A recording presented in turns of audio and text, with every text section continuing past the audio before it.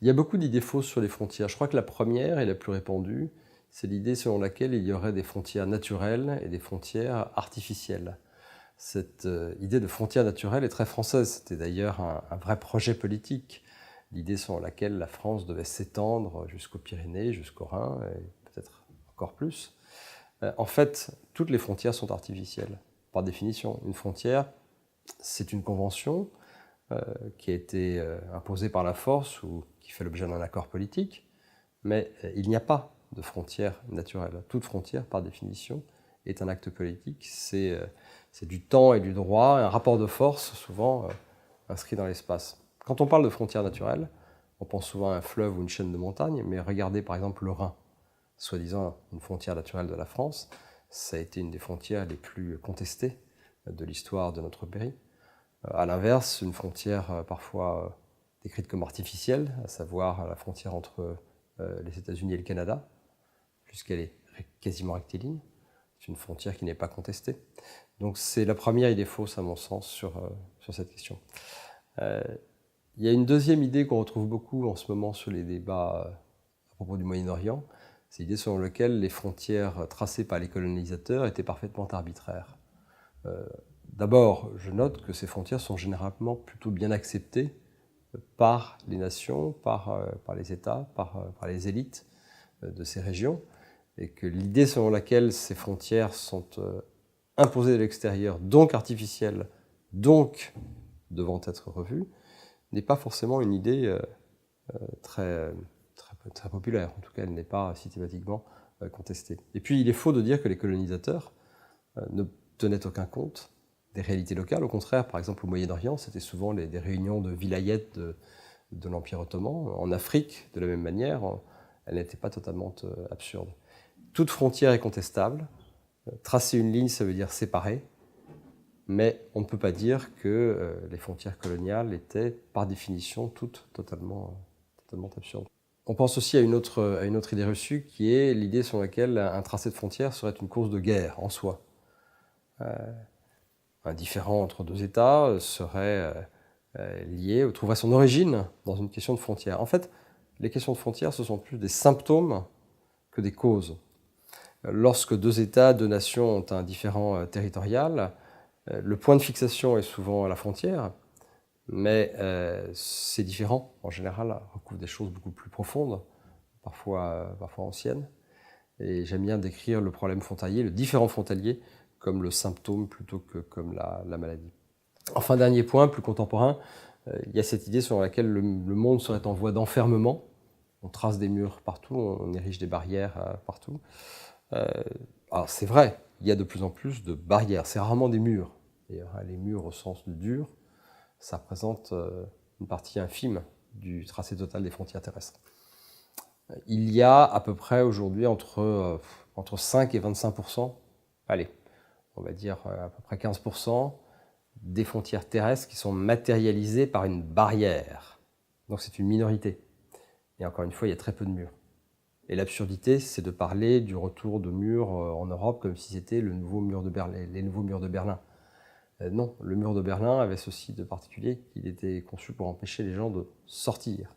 Aujourd'hui, les barrières, qu'on trouve que ce soit une bonne idée ou une mauvaise idée, est un autre sujet.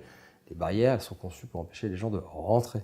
Le seul mur de Berlin qui existe encore aujourd'hui sur la planète, c'est la frontière de la Corée du Nord, qui est effectivement, elle, comme le mur de Berlin, comme les rideaux de fer d'ailleurs, conçu pour empêcher les gens de sortir.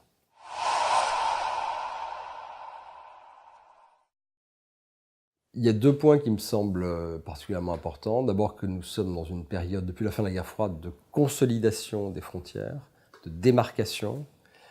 Partout, sur tous les continents, la frontière est de plus en plus précise, de plus en plus démarquée et aussi de plus en plus matérialisée, souvent par des barrières, sinon par d'autres types de marqueurs. Donc on consolide les frontières depuis 30 ans. On les met rarement en cause.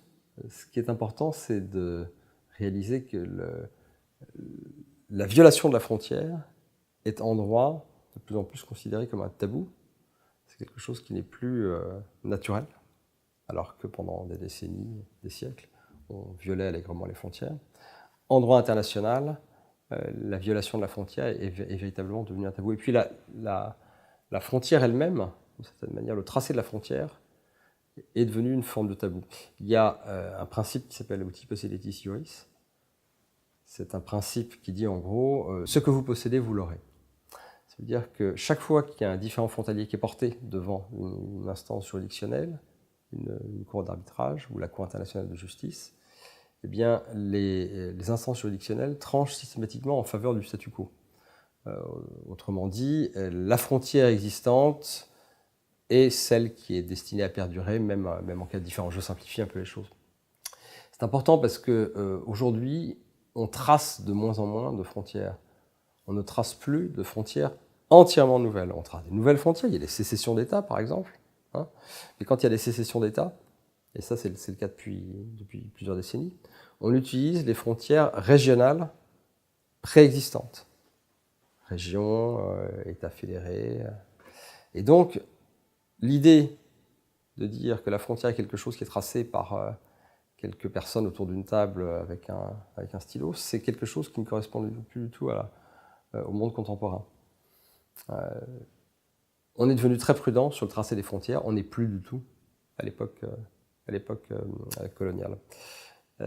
C'est d'ailleurs ce qui pose problème aujourd'hui quand on voit la question de Crimée et la question ukrainienne, puisque on considère que la Russie a violé un tabou de droit international, mais aussi un tabou sur la norme européenne de stabilité des frontières, qui avait été, je le rappelle, actée avec l'Union soviétique dès 1975. Et l'idée sur laquelle on va retracer les frontières par la force, y compris la force militaire, c'est une idée qui rompt véritablement avec un consensus pan-européen depuis les années 70.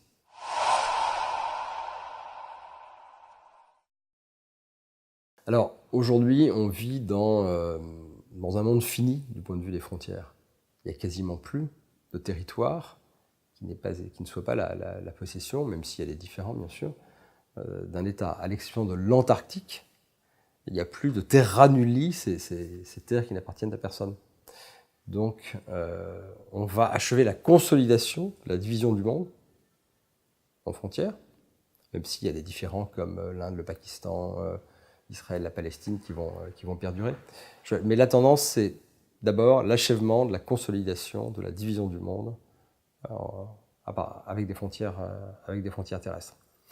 Les murs et les barrières, c'est une tendance lourde, mais ça ne représentera jamais la majorité des tracés de frontières terrestres, soit parce que c'est inutile, soit parce que ça coûterait trop cher.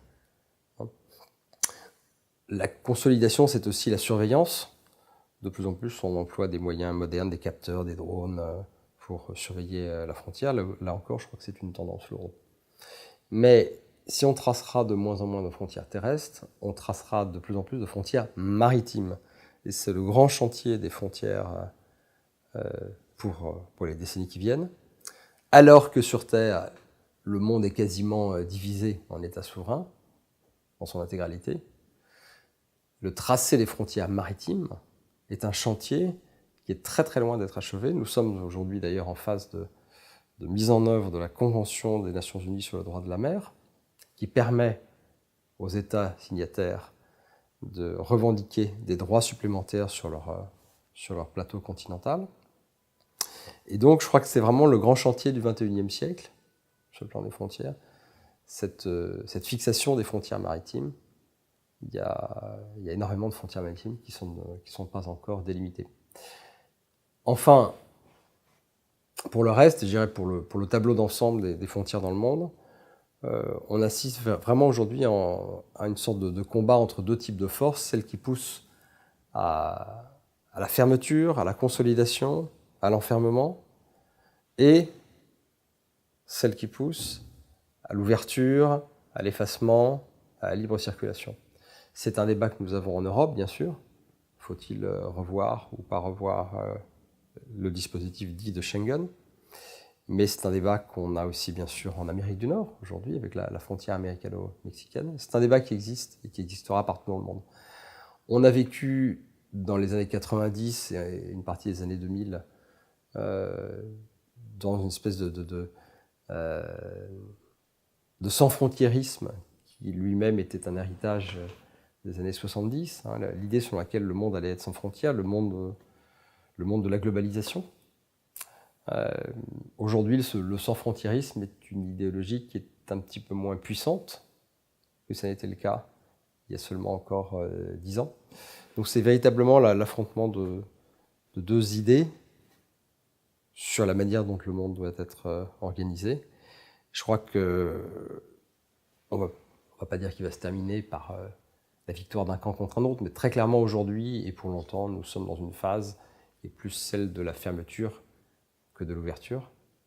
Ça ne veut pas dire qu'il n'y aura pas après une nouvelle phase d'expansion du globalisme et du sans-frontiérisme. Et puis dernier point, est-ce que la tentation de certains États, je pense à la Russie, mais aussi à la Russie sur terre, mais aussi à la Chine sur mer, d'étendre leur espace de souveraineté, quelque part d'étendre leurs frontières, enfin de repousser leurs frontières, la Russie sur terre et la Chine sur mer. Est-ce que cette tentation et ces tentatives vont être acceptées par le reste de la communauté internationale, ou au contraire, est-ce qu'il y aura une tentative de confinement? C'est le choix en tout cas des pays occidentaux.